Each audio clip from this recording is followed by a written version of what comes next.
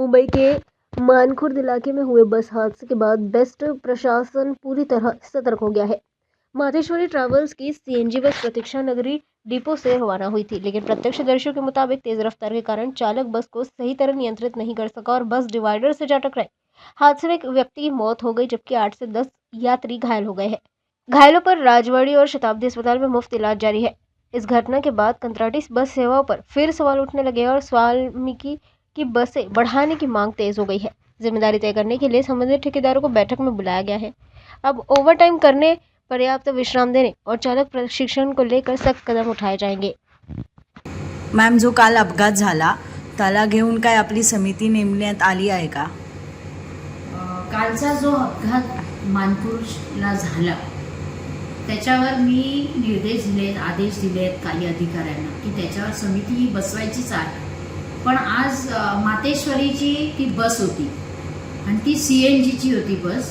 प्रतीक्षानगर डेपोमधून ती निघालेली बस आणि ह्या बसमध्ये ड्रायव्हर जो होता चालवणारा त्याचा स्पीड खूप होता, कारण का लोक तिथली सांगत होती की बहुत स्पीड में ये गाड़ी चला रहा था आणि त्याला ॲक्च्युली ब्रिजच्या खाली आपला बस स्टॉप होता आणि त्याला बस स्टॉपवर जाण्यासाठी ब्रिजच्या खाली जायचं होतं आणि त्याला म्हणून त्यांनी आधीच गाडी स्लो करायला पाहिजे होती। एवढा स्पीड पकडायची गरजच नव्हती, कारण त्याला ब्रिजच्या खाली जायचं होतं, पण तो इतका स्पीड होता की डिवायडरवर 2 माणसं होती त्यांना त्यांनी उडवलं आणि ठोकली आणि त्याच्यामुळे बसच्या आतले जे पॅसेंजर होते ते 8 लोक, पूर्ण 8-10 लोक होती, ते त्यांना ते कुठे ना कुठे लागलंय। कोणाचा फ्रॅक्चर झालेला आहे, कोणाचा एल्बो खाली आलाय, कोणाच्या ओठाला टाके पडलेले आहेत, कोणाच्या एक तरुण मुलगी आहे तिच्या डोक्याला 5 टाके पडलेले आहेत, तिच्या म्हणजे खांद्याच्या इथे मुकामार लागलेला आहे।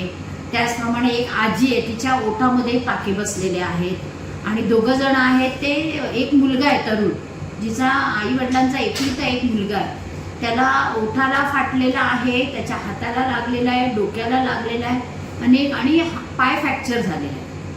तर अशा प्रकारे हे ॲक्सिडेंट खूप भयानक झालेला आहे आणि एकाचा मृत्यू झालेला आहे। त्याचं मला खूप वाईट वाटतंय, कारण खरं तर वेटलिस्टच्या गाडीवर जे ड्रायव्हर्स आहेत त्यांचं हे चालवणं पाहिलं तर असं वाटतंय की वेटलिस्टच्या गाड्याच बंद करायला पाहिजे आणि स्वमालकीच्या गाड्या ह्या आपल्या असायला पाहिजे, कारण का आमच्या स्वतःच्या गाड्यांचं कधीच ॲक्सिडेंट होत नाही। हे वेटलिस्टच्या गाड्यांचंच जास्तीत जास्त प्रमाण वाढलेलं आहे।